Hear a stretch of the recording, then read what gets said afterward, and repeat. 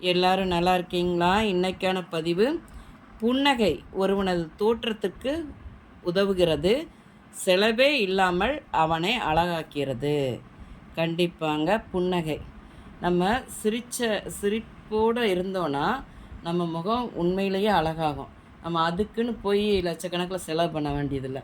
அதை இப்போ சிரிக்கிறது ஒரு ச அது ஒரு தெரப்பி மாதிரி கொண்டு வராங்க இல்லையா? பார்க்ல எல்லாம் பார்த்திங்கன்னா கூட்டம் கூட்டமாக நின்று அப்படி சிரிக்கிறது, அது ஒரு எக்ஸசைஸ் ஆயிடுச்சு. ஏன்னா அப்படி சிரிக்கும்போது உடலில் உள்ள உறுப்புகள் எல்லாமே நல்லா இருக்குது அப்படிங்கிற மாதிரி அது ஒரு யோகா மாதிரி ஆயிடுச்சு பார்த்துக்கோங்க. அதை நம்மளுடைய முகத்தில் புன்னகைங்கிற ஒரு உணர்வை எப்பயும் வெளிப்படுத்துங்கள். அது நம்ம உடல் நலத்துக்கு ரொம்ப நல்லது பார்த்துக்கோங்க. முகம் என்பது உங்களது குணத்தை வெளிப்படுத்தும்.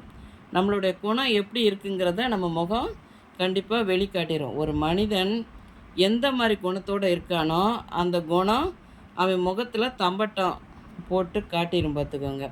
அதனால் எப்பயும் முடிந்த வரைக்கும் நம்ம புன்னகையோடு இருக்கணும்.